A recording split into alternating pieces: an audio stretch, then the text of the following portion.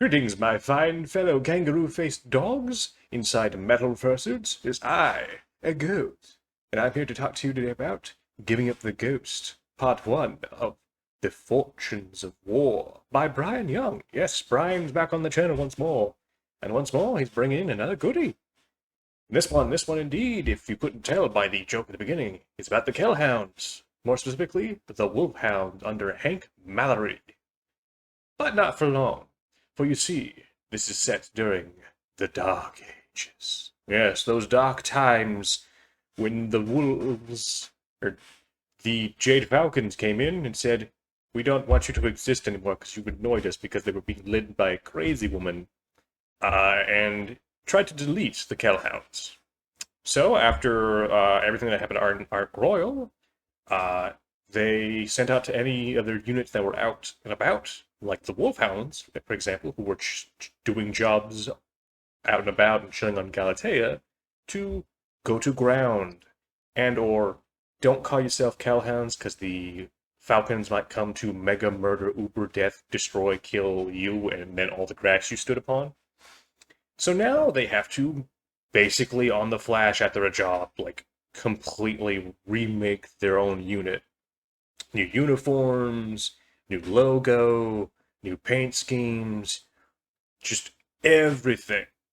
And that's kind of the basis of what this little story is about. It's about what if you had to just make your own little new unit, like, with a lot of personnel. Both, like, with all your outfits you have to get, which leads to a bunch of really fun bits. But basically, the story just follows after a mission. They go, they get the news, and they have to deal internally first of, oh, we can't be Kellhounds anymore, and how that kind of upsets the people who are in there because they signed up to be Kellhounds or they dreamed to be Kellhounds. That sort of symbolic thing, or like sort of mentality that when you join a particular company, group, or whatever, like you want to be that thing. And they have to get that, through that, we kind of learn about each of the four-ish, 4 or 5-ish characters that were introduced here. Because you get Hank Mallory at the top, and then kind of his lance leaders, like his command staff, essentially. Or like the inner circle of people who's like, I'm old, you are basically like my kids, symbolically, so one of you is going to inherit the business, but I ain't giving up yet. And that's kind of the thing. Like, you get older guy who's been doing this a while, and then his younger, like, protege sort of thing going on. And each of them has to then go out and do some stuff because we don't want people knowing who we were, because we're trying to make sure we can get on the down low so there's no leaks and we can just instantly become something new.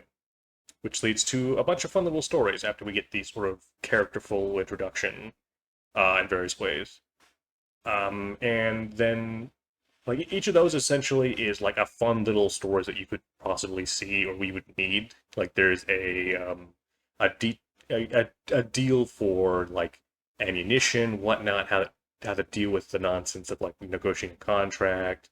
One guy, and probably my favorite part of the little story, goes to a tailor to get uniforms and whatnot, called the Archon, I think, Sweep and Sew. It has a fun name, and it's just a really funny little bit. That's my personal favorite, where there's this one guy who's like, I'm a pilot, I don't know how to do negotiations, but I'm just gonna have some fun. And he just plays up the role of like this fancy, goofy duke wearing a cape, doing all the hoity-toity sort of stuff with his mannerisms, and it's just really fun. And then you get like a cool, tense, like, we need to steal some paint because we only have so much money. So they go and do that, and it's a very fun little tale. Um, like, again, Bryan doing it really good, where you just really get easily invested in these characters because they're fun. They have like a good camaraderie and back and forth dialogue with each of them, and it sets up kind of like a fun dynamic. And then like just the circumstance they fall in with each other, like the uniforms they get are like drab and like the most generic thing ever because they just like, oh, someone was gonna get something, so we got these on cheap. And then the paint scheme was like, oh, it looks like a koi fish. I think that was what they mentioned him, but it's like a Fisher type, and it's like the opposite of the Kellhound scheme because I think it's pink and gray, if I believe so, like a reverse sort of lightning of their normal scheme. And like there's these just fun little like tidbits that are really nice throughout the book. Like there's a bunch of fun moments. Like the opening bit of the chapter is just them fighting some Jade Falcons defending a domed city, and there's a bunch of fun little quips that I won't spoil because they're fun. There's fun one-liners. Like there's at least the one I will spill is just the cool one that's like uh oh God, I'm forgetting the exact wording, but it's get paid to kill fascists and whatnot. And it's like, oh, that's fun. That's fun indeed. And it's just a fun little story. I'm curious to see what the next of these are. It is currently the first of the Kickstarter sort of like sponsored stories. So currently this is only available if you back the Kickstarter. But Bryan did say that it's going to be released in some form later on. And I believe there are going to be 5 parts?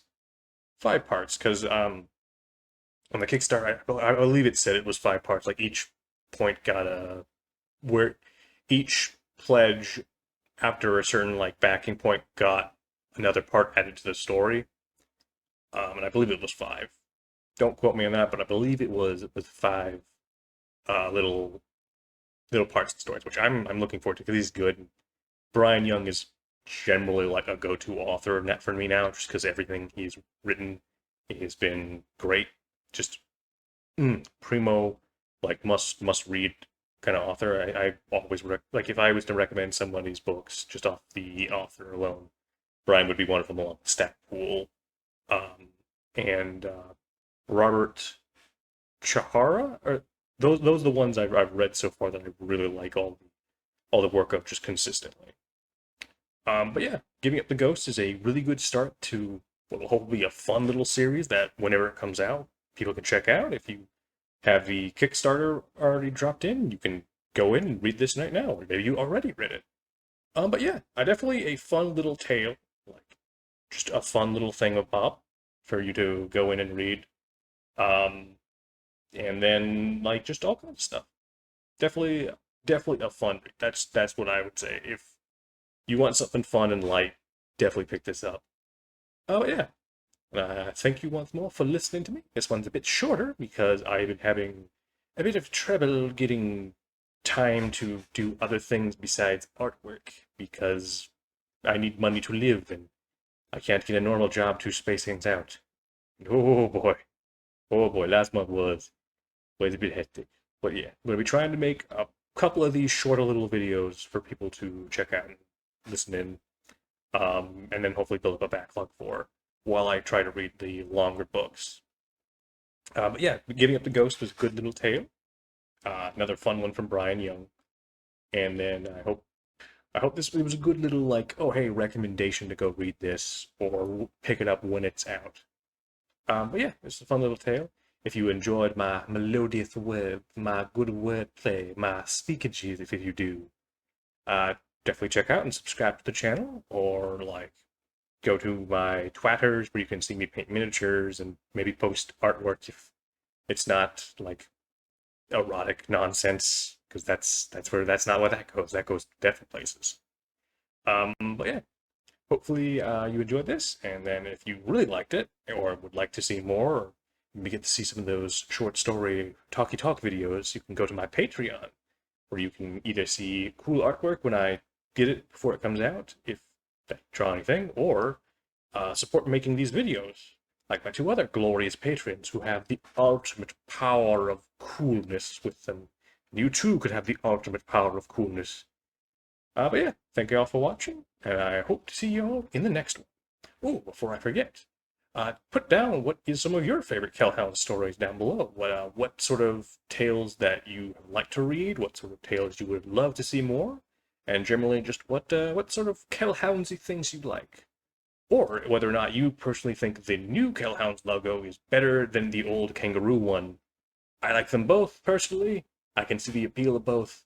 I need to read the Death Kangaroo story, because that sounds fun, right? I think it's Stackpool wrote a pseudo story where it's death kangaroos taking the original logo or something.